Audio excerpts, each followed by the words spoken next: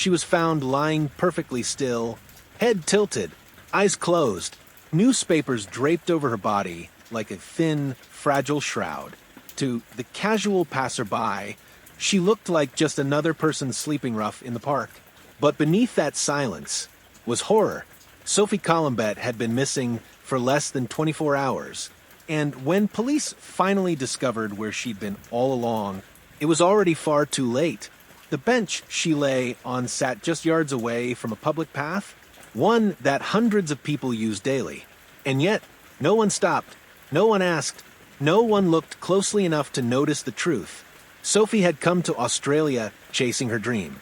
Born in 1993 in a quiet village in the French Alps, she was the youngest of 3 children in a close-knit family.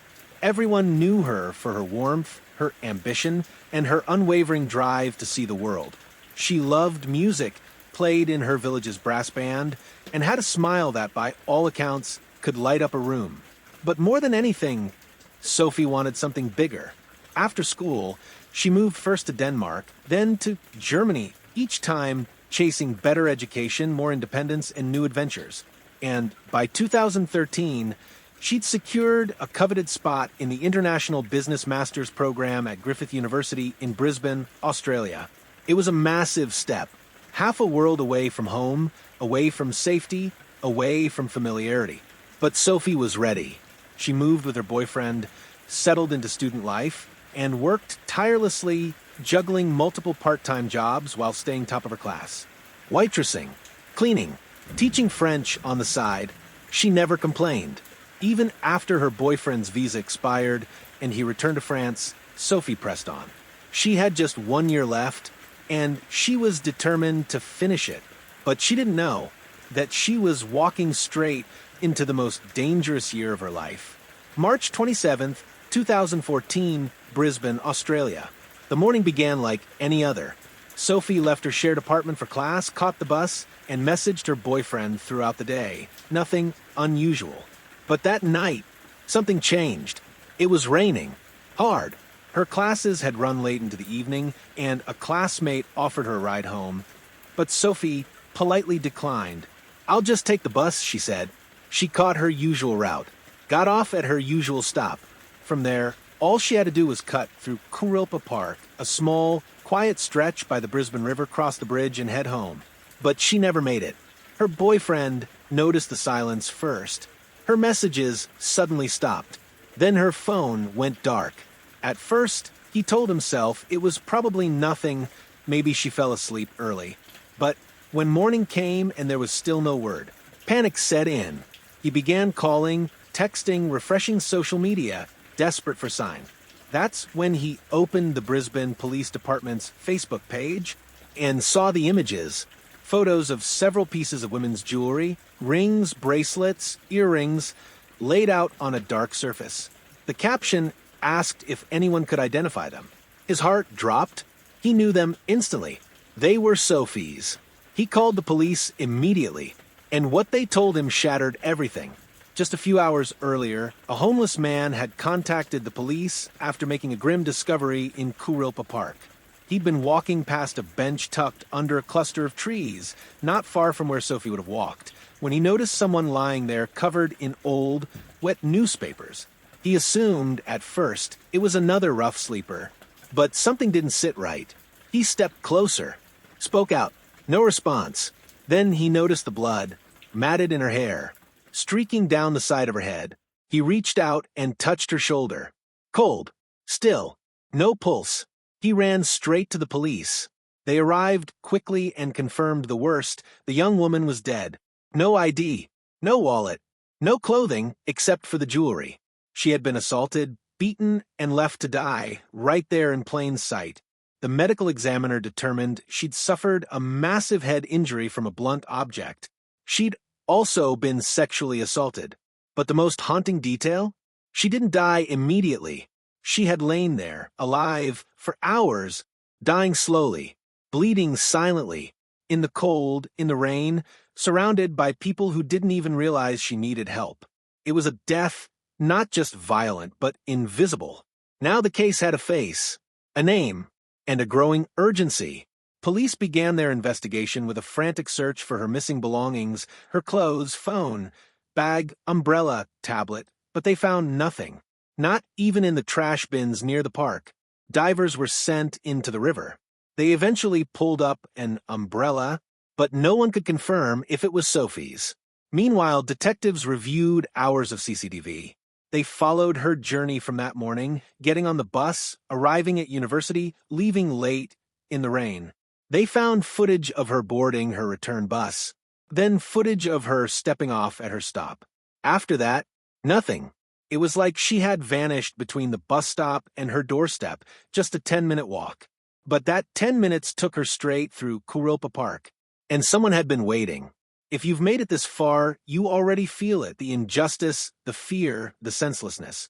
But the story of Sophie Collombet doesn't end with heartbreak.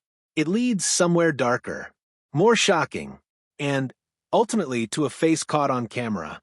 Stay with us as we dig deeper into the man who vanished just after Sophie did, and the long, desperate hunt to find him. Tap like if Sophie's story deserves to be heard. Comment below. Should hostels house violent offenders near public parks? And don't miss Chapter 2, coming up next. For days, Brisbane police pored over every frame of footage, CCTV from buses, traffic lights, local shops, anything pointing toward Kurilpa Park. Sophie's final movements were crystal clear. She was calm, soaked from rain, tired maybe, but focused. She had no idea someone was about to change the course of her life forever. She got off the bus. She walked toward the park. And then nothing, until one camera not far from the park's edge showed something strange. A man. He didn't just pass through once. He was seen multiple times, circling the park, disappearing, reappearing. And then he was gone. Police had issued a public appeal by then, urging anyone who had been in or near Kurilpa Park that night to come forward. And dozens did. Joggers, workers, even other homeless individuals. The weather had been miserable, heavy rain, muddy paths, but people remembered, except for one man. The one man seen on multiple cameras. The one man near the park before and after Sophie's estimated time of death. The one man who never came forward. He hadn't even tried to hide his face. But he also hadn't needed to, because in that part of Brisbane, being invisible was easy. Detectives dug deeper. They tracked the man's movements after he left the park. Surveillance showed him walking toward a nearby subway station. He hopped on a train, rode a few stops, then vanished. It looked like he was heading in the direction of the airport train, but his face was now etched into their database, and more than that, etched into their focus. They began canvassing the area, especially among the city's transient population. They spoke with street vendors, rough sleepers, local hostel staff. And one man, a fellow drinker who'd been in the park that very night, said something that stopped police cold. "I know him," he said. "We drank together that night. His name's Ben." That name would change everything. Benjamin Milward, 25 years old, transient, unemployed, and staying at a notorious hostel just across the river. A place known to house former convicts, addicts, and men with no other options. When police arrived at the hostel and showed staff the photo, they didn't hesitate. That's him, Benjamin Milward. He stayed here. But then came the next sentence, the one that raised red flags all over the department. "We haven't seen him since the night that girl died. He was gone, vanished, clothes left behind, belongings untouched, like someone fleeing a crime scene or a life he no longer wanted to answer for." The investigation kicked into overdrive. Detectives looked into Benjamin's record, and what they found was damning. In 2012, Benjamin had been released from prison. His crimes? Assault, drug possession, multiple parole violations. Just a year after getting out, he'd landed in Brisbane. By 2014, he was living in that halfway hostel just steps from Kurilpa Park. The more they learned, the darker it got. Witnesses said he'd been heavily intoxicated the night of the murder, both on alcohol and powerful drugs. One even said Benjamin confessed to him, while high, that he shouldn't have used again. "The last time I got like this, bad things happened," Benjamin allegedly said. Another remembered seeing him taking a second dose in the park around 5 p.m., long before the sun went down, long before Sophie's last bus ride. And yet, Benjamin never returned to the hostel that night. Timeline locked, motive unknown, but the suspicion growing louder by the minute. On April 4th, 8 days after Sophie was found, police went public. They released his full name, his photo, and a stark warning: if you know where Benjamin Milward is, do not approach him. Call police immediately. Within hours, tip lines lit up. People reported sightings, mostly dead ends. But one stuck. A hotel clerk in Ballina, a coastal town in another state, said a man matching Benjamin's photo had checked in for a few days and left quietly. Too quietly. The net was closing. Nearby towns were alerted. Train stations, bus depots, ferry terminals. Police circulated his face across 3 states. It was now a race. Catch Benjamin before he disappeared again, or before he hurt someone else. Then, just days later, in a coastal city called Coffs Harbor, 2 patrol officers spotted a man walking alone late at night. He looked familiar. They approached cautiously. "Are you Benjamin?" one of them asked. The man stopped, blinked, then calmly replied, Yeah, you got me. Is this because of the internet?" And just like that, it was over. He ran. He hid. But he couldn't escape the weight of what he'd done. Coming up in Chapter 3. The interrogation, the DNA evidence, and the courtroom moment that left everyone stunned, even Sophie's grieving family. Tap subscribe so you don't miss what happened next. Comment below: should parolees with violent pasts be allowed back into society without supervision? When Benjamin Milward was brought back to Brisbane, he didn't fight. He didn't ask for a lawyer. He didn't even deny who he was. He just sat there, slouched in a metal chair, face blank, while detectives hit record. "Tell us what happened that night, Benjamin." He paused. Then, slowly, with no emotion in his voice, he said, "I don't remember much. I was high. I'd used heroin and ice." That was his story. A blackout. No memory of Sophie. No memory of the park. No memory of leaving a young woman naked, brutalized, and alone in the dark. Detectives weren't buying it. They had his movements. They had his face. And soon they'd have something stronger. DNA. The forensic team had worked relentlessly. Sophie's clothes had been found in disarray, dumped nearby. Her dress had traces of a male profile. Skin cells, sweat, semen. A match was crucial. And then it came. The lab report returned. A conclusive match to Benjamin Milward. There was no longer a shadow of doubt. Benjamin had been in the park. He had attacked Sophie and left her for dead, possibly hours before her body was even discovered. The "I don't remember" defense wasn't going to hold, but Benjamin didn't break. No confession. No emotion. Just repeated claims of memory loss. So, the police took a different approach. They pulled in his prior convictions, his parole conditions, the fact that he wasn't even supposed to be in Brisbane. He had left the jurisdiction of his parole officer without permission. They found records of multiple relapses, warnings ignored, flags missed, and worst of all, Benjamin had already attacked women before.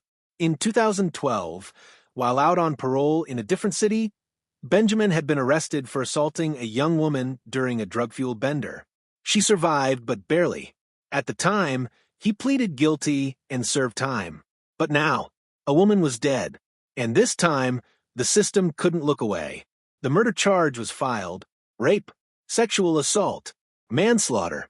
It was official. Benjamin Milward was going to trial, and the case would shake Queensland to its core. Media coverage exploded. Front pages plastered Sophie's image beside Benjamin's mugshot.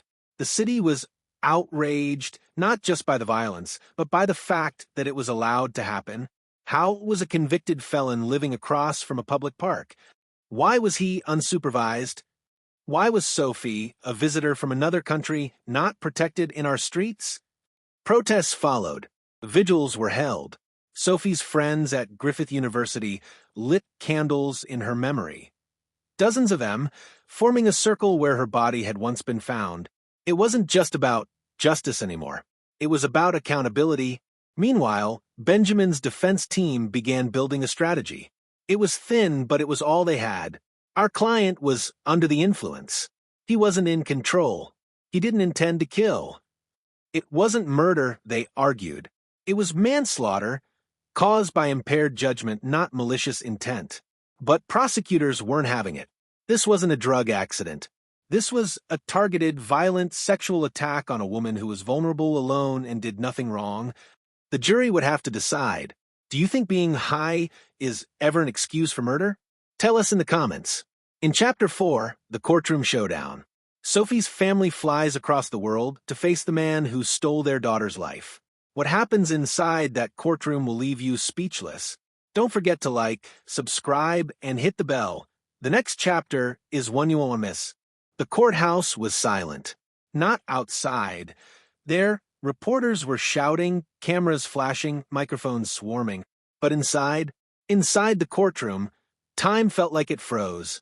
Sophie Collombet's parents had flown from France to Australia, crossing oceans to face the man who'd murdered their daughter. Her mother sat just a few feet away from him. No barrier could truly separate them from the man whose violence shattered their world. No words could describe that moment. Benjamin Milward, cold, clean-shaven, in a suit, looked down. No apology. No acknowledgement. Only silence. The prosecution wasted no time. They laid out the evidence piece by piece. Timeline. Sophie's last known movements. Benjamin's stalking behavior caught on CCTV. The moment he followed her into Kurilpa Park. The time gap between her death and discovery. Forensics. DNA on her clothes. Traces under her nails. Bruises and injuries consistent with a violent assault. Witnesses. A woman who saw Benjamin wandering the park that night barefoot. A local who recognized his face from security footage. And perhaps most damning, a pathologist who described Sophie's final moments. She would have suffered. Her injuries were not instantaneously fatal. A gasp echoed in the courtroom. Sophie's mother wept. But the defense had a different story to tell. They didn't deny Benjamin's involvement. They couldn't. So they leaned on intent or the lack of it. He didn't mean to kill her. He was under the influence of multiple drugs. He has a history of addiction, and this was a tragedy, not a premeditated act. They painted Benjamin as a man spiraling into relapse, a lost soul, a victim of circumstance. They emphasized his mental health. They spoke of diminished responsibility. They told the jury, this is not murder. This is manslaughter. But then came the turning point. A surprise witness, a woman, name withheld, who had been attacked by Benjamin in 2012, just 2 years before Sophie's murder. She survived. She never forgot. He did the same thing to me. He offered help, then he turned. He choked me. He tried to rape me. I got away. You could hear a pin drop. This wasn't a one-off. This wasn't an accident. This was a pattern. And then the prosecution delivered the blow that silenced any remaining doubt. This wasn't a man too high to control himself. This was a predator, a man who waited, who followed, who attacked, and who left a woman to die, naked, brutalized, and discarded in the grass like trash. The jury didn't flinch. They'd seen enough. After 5 hours of deliberation, the verdict came in. Guilty of murder, guilty of rape, guilty of sexual assault. Benjamin Milward sat motionless as the judge sentenced him to life in prison with a non-parole period of 20 years. There was no outburst, no apology, no reaction. He just stood and was taken away. Sophie's family hugged in the courtroom. But there was no joy, no victory, only grief. Sophie was still gone, and the sentence, while deserved, could never bring her back. Do you think 20 years before parole is justice for a life taken? Tell us in the comments below. In Chapter 5, The System Under Fire, how was Benjamin free to begin with? What went wrong in parole, housing, and supervision? The backlash is explosive. Make sure to like, subscribe, and hit the bell so you don't miss what happens next. After the trial, the headlines weren't just about Sophie. They were about everyone who had the power to stop her killer and didn't. Because the real horror? Benjamin Milward shouldn't have been on the street. Let's rewind. Milward had been in and out of trouble for years. Assault, drug use, a 2012 attempted rape charge that didn't stick because the victim was too afraid to testify. A clear pattern, a violent man, a ticking time bomb. Yet somehow he slipped through. February 2014, just weeks before Sophie's murder. Milward was released from a drug rehabilitation facility in Toowoomba. He was meant to go straight into transitional housing, part of a supervised parole plan. But guess what? There was no room. So, instead of getting help, guidance, and monitoring, Milward was handed a train ticket to Brisbane and left to fend for himself. No check-in, no parole officer waiting, no housing arranged, no accountability. He was supposed to be someone's responsibility. Instead, he became everyone's blind spot. Sophie was killed just days later. And when news broke that the killer was a known threat with a history of sexual violence and had been let loose in a public park without oversight, the outrage was immediate. Press conference, March 2014. Premier Campbell Newman stood before reporters, his face tight, with tension. The public has every right to be angry. This never should have happened. But it had, and the cracks ran deep. An internal investigation launched into why no one insured Milward's housing, why there was no GPS tracking or daily check-in, why his risk level was underestimated. The findings? Systemic failure. A whistleblower from within Queensland Corrective Services spoke anonymously to the press. We flag him. We said he was high risk, but when housing falls through, things just get passed around until there's someone else's problem. We failed her. And so the question exploded. Who is to blame when the system lets a killer walk free? Is it the parole board, the rehab center, the housing department, the politicians, or all of the above? Protests followed. Women's safety groups took to the streets in Brisbane holding signs that read, "Sophie deserved protection. Stop letting predators walk free. Reform the system. Now." Her case became a rallying cry. Parliament was forced to act. New legislation was pushed forward. Stricter monitoring of parolees. Mandatory GPS tracking for sex offenders. A review system to ensure high-risk individuals had stable housing before release. But for many, it felt too little, too late. Sophie's father spoke at a press conference. "Your system failed. You gave our daughters killer freedom. And now we carry the sentence. That sentence is for life." Do you think the system failed Sophie Collombet? Should officials be held accountable for what happened? Tell us what you think in the comments. And if you're just joining, go back to Chapter 1. This story only gets deeper. In Chapter 6, Sophie's legacy, how a tragedy turned into a movement for justice, and the bench in the park that still brings people to tears. Hit like, subscribe, and ring the bell. You don't want to miss what's next. A young woman, full of hope. A park bench. A city that was never the same.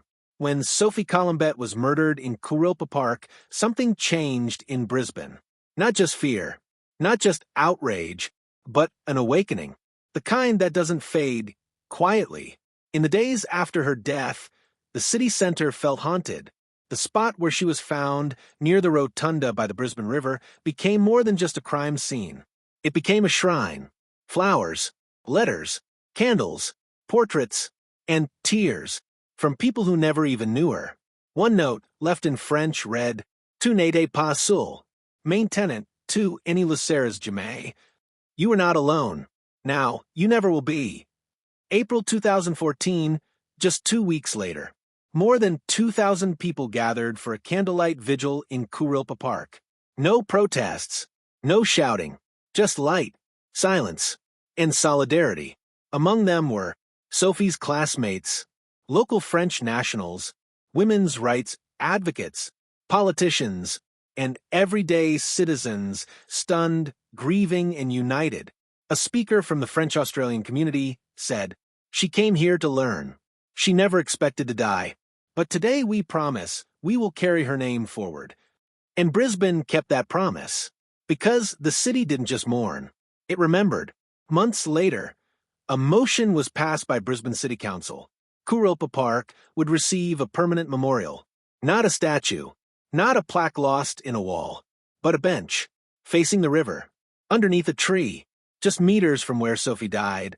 Simple, beautiful, poignant. Mayor Graham Quirk said at the unveiling, "We wanted a place where people could reflect, a place that reminds us what we lost and what we must protect." The Sophie Collombet Memorial Bench became more than a seat. It became a symbol of resilience, of women's right to safety, of a young woman who still walks with the city in spirit.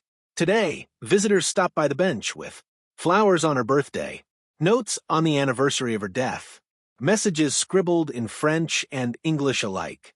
Some just sit in silence, some cry, some take photos and share her story online, making sure she's not erased. A movement grew out of the mourning. Brisbane saw a surge in women's safety advocacy, self-defense workshops, policy petitions, increased lighting in public spaces, and public forums asking the question, how do we make sure this never happens again? Sophie's legacy isn't just tragedy, it's transformation. From a student in search of opportunity to a symbol of a city's reckoning. Have you ever visited a place marked by loss and felt the weight of someone's story? Let us know in the comments how Sophie's Bench makes you feel. If you're in Brisbane, maybe visit, leave a flower, whisper a prayer. And remember, this story isn't over. In Chapter 7, we take a hard look at the killer himself, Benjamin Milward, his background, his manipulation, and what he did behind bars that sparked new fears. Like, subscribe, and keep watching. What we uncover next will chill you. His name hadn't meant anything to Brisbane until it did, until it slammed across every front page, until it poisoned the word stranger for women walking alone, until it became forever linked to the murder of Sophie Collombet.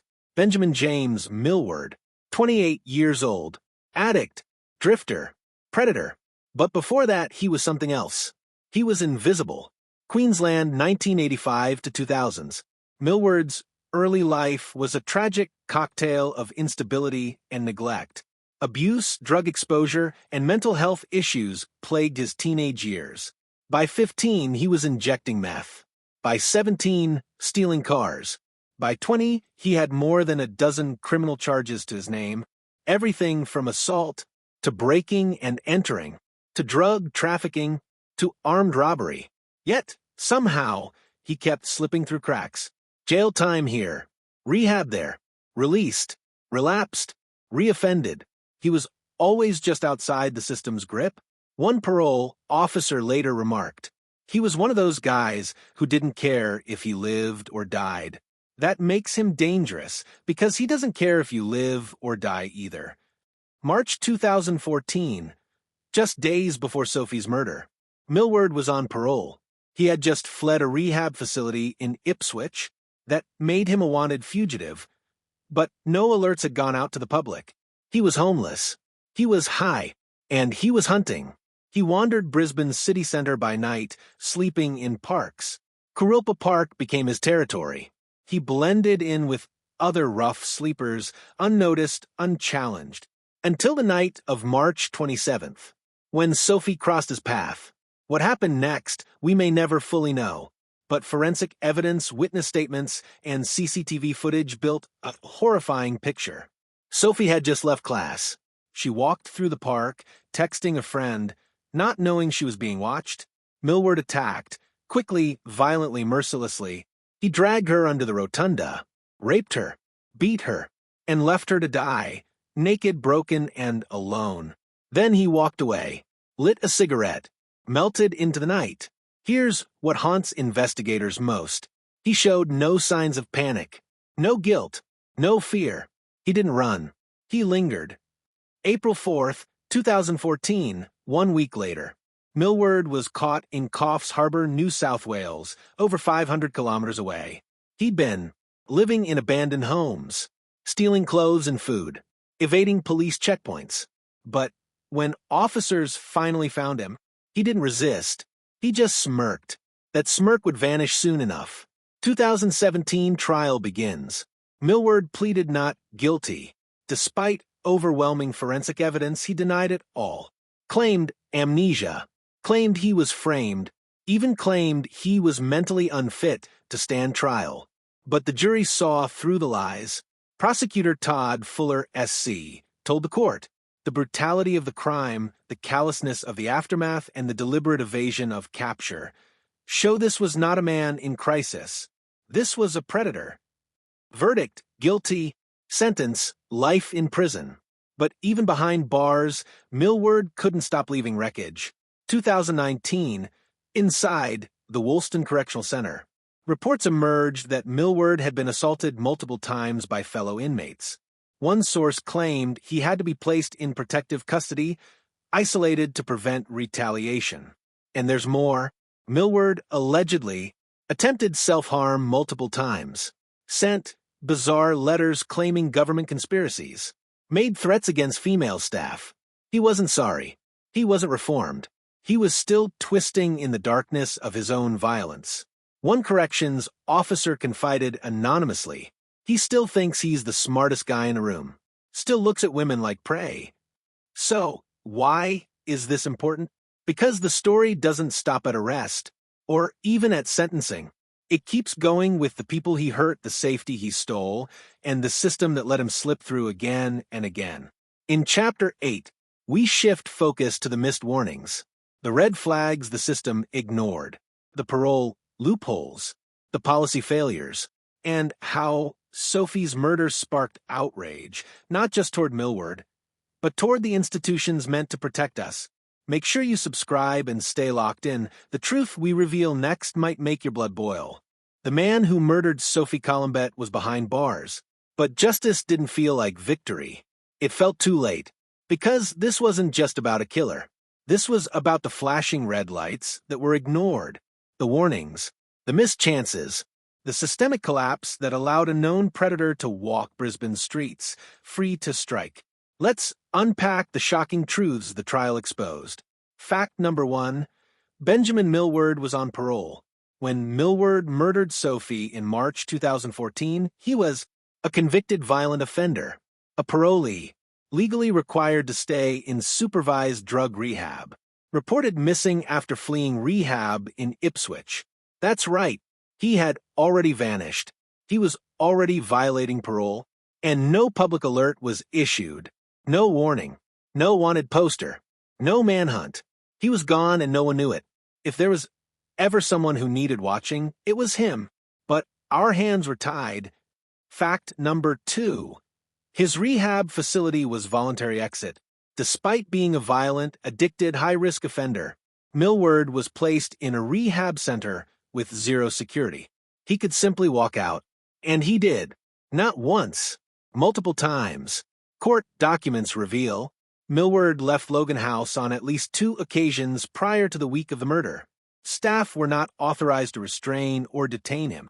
Let that sink in.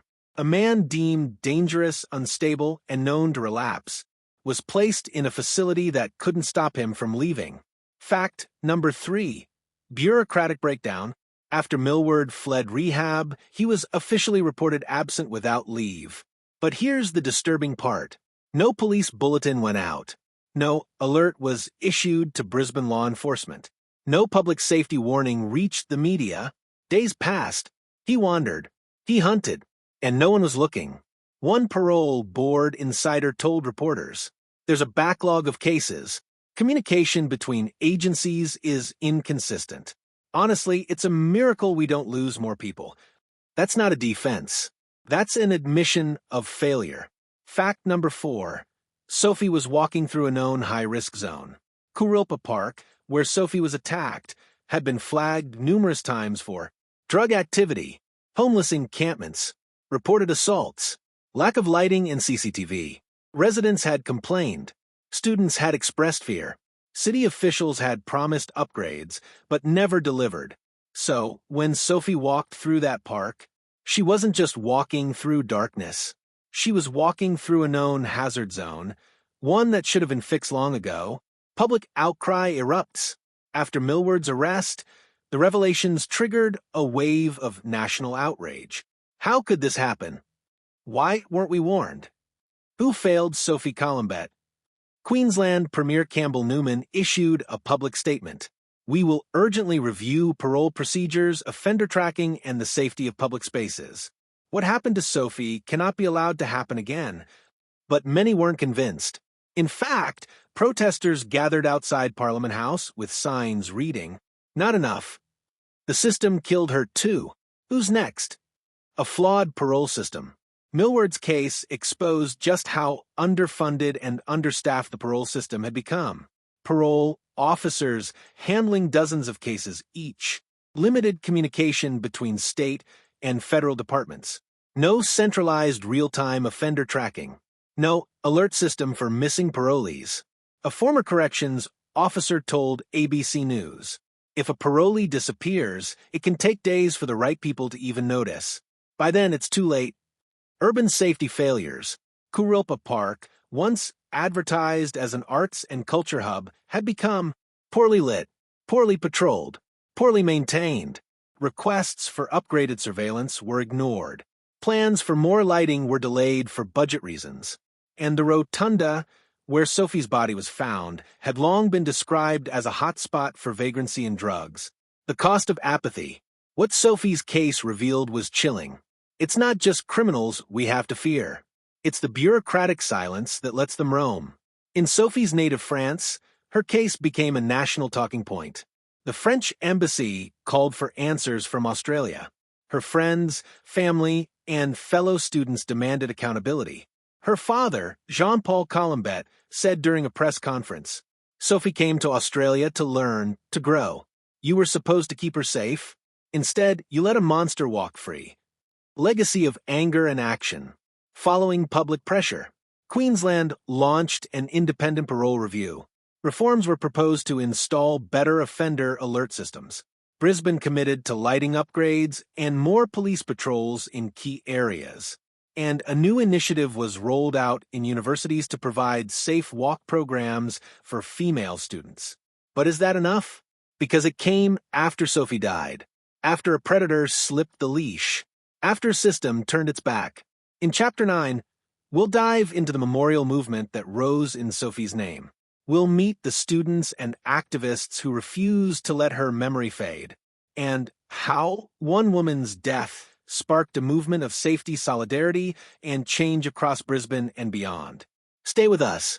This next chapter is a powerful reminder that even in tragedy, we can build something unbreakable.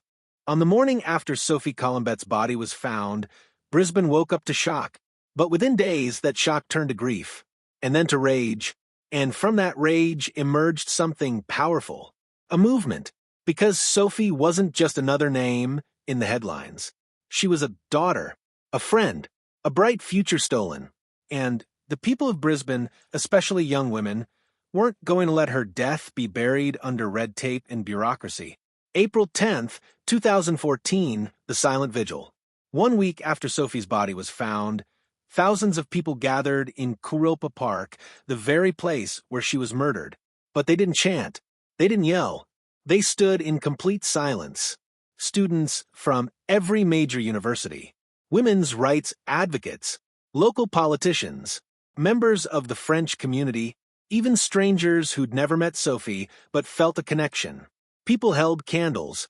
Photos of Sophie surrounded the rotunda. Some carried signs that simply said, "I am Sophie." She should have been safe.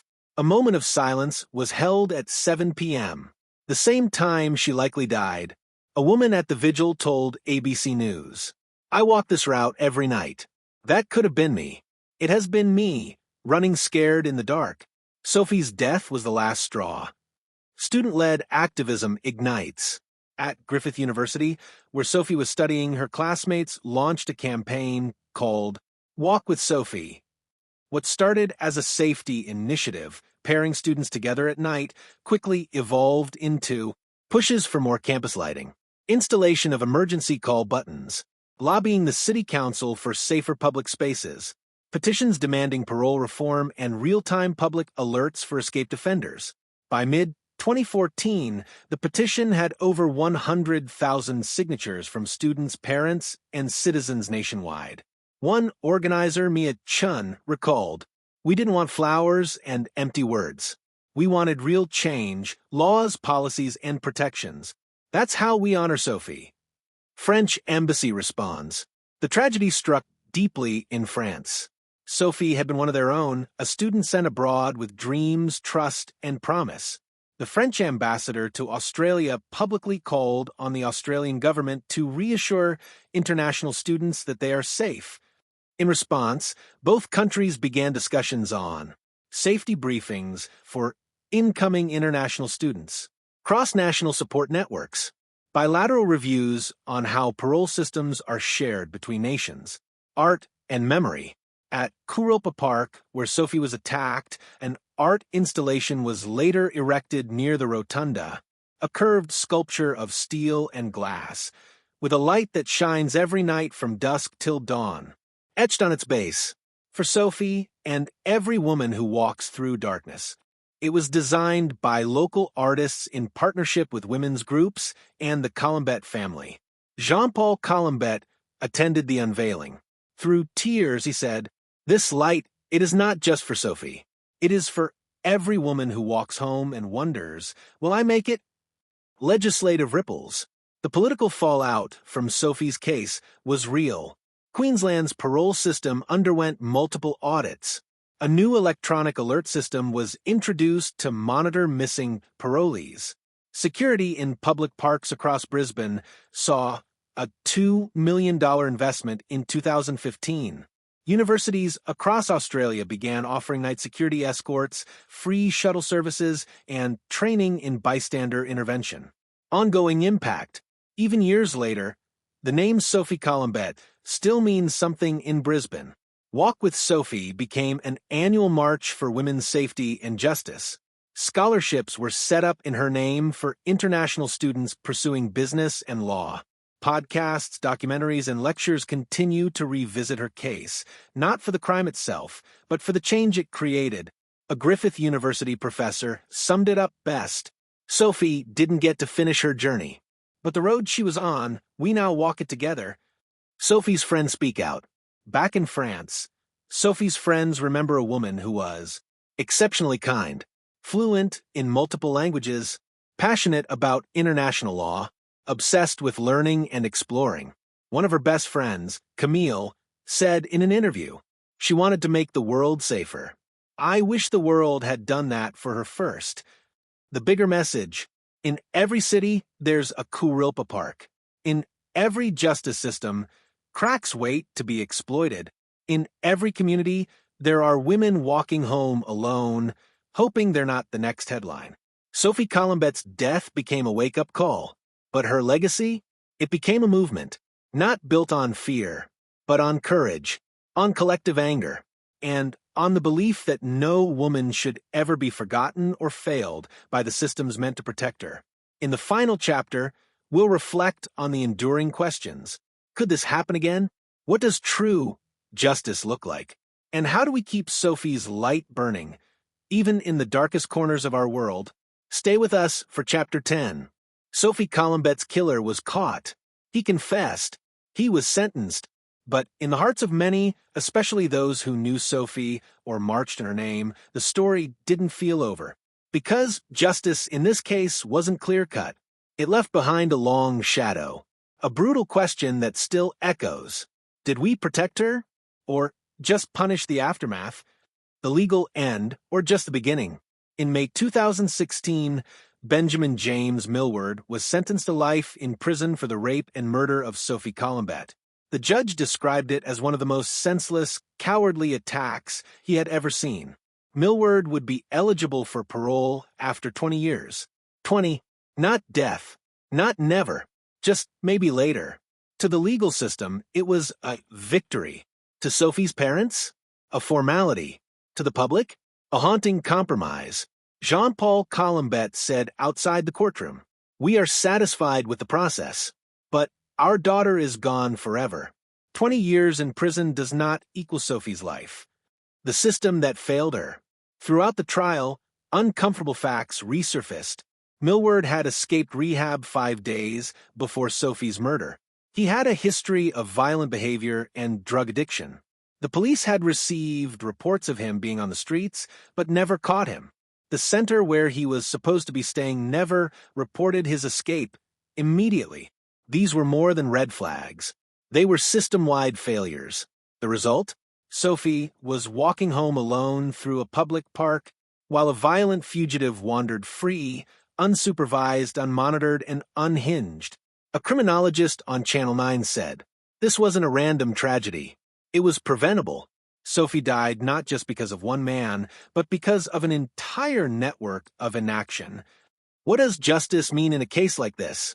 Ask 10 people, you'll get 10 answers. To some, justice was served when Milward was locked away. To others, justice would have been him never being free in the first place. To Sophie's family, justice would have been our daughter walking across that stage and receiving her diploma. Justice would have been hearing her laugh again. Justice would have been her living a full life. But they never got that. So they fought for something else. Prevention, reform, awareness, legacy. Laws changed slowly but surely. After Sophie's death, Queensland authorities implemented reforms. Tighter rules for reporting escaped rehab patients. Improved communication between health centers and parole boards. More funding for mental health facilities and offender tracking systems. A formal review into the failures that led to Sophie's death.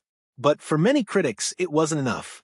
Because the changes were reactive, not proactive.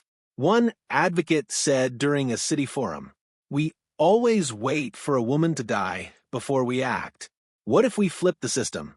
What if we believed survivors before bodies were found?" What Sophie's case tells us about women's safety. Sophie did everything right.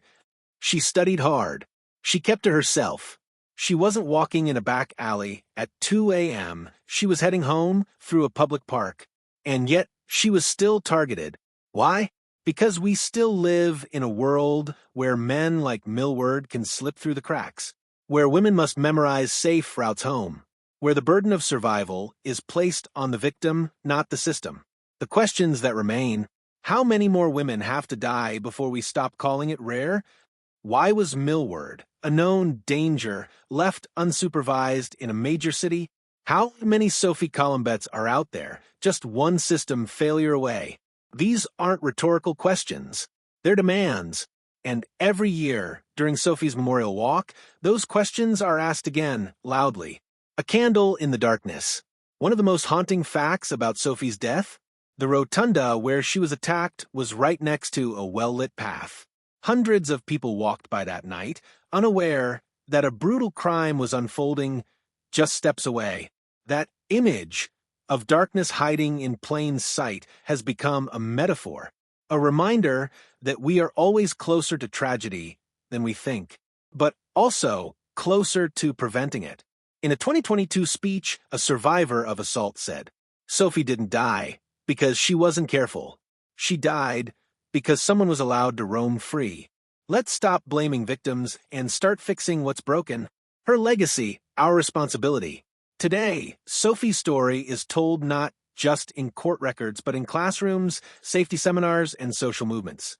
Her name has been cited in legal reforms, university safety protocols, women's self-defense campaigns, international student handbooks, even in UN discussions on gender-based violence. Because Sophie represents more than one case, she represents every woman failed by bureaucracy, every parent left with silence, every city that believed it can't happen here. Headphone, if you're still listening, you followed Sophie's story from the moment she was found, through the investigation, the trial, the activism, and now the reckoning. So here's the hard truth. Justice doesn't live in verdicts. It lives in what we do after the courtroom empties. Are we watching out for each other? Are we holding systems accountable? Are we walking through the world with our eyes open, not just for ourselves, but for those most vulnerable? Because the next Sophie, she's out there. And maybe, just maybe, if we care enough, act fast enough, and speak loud enough, she never becomes a headline. Sophie Collombet, we say your name, we remember your light, and we fight so no other story ends like yours. If this story moved you, do one thing today. Share Sophie's name. Talk about her case.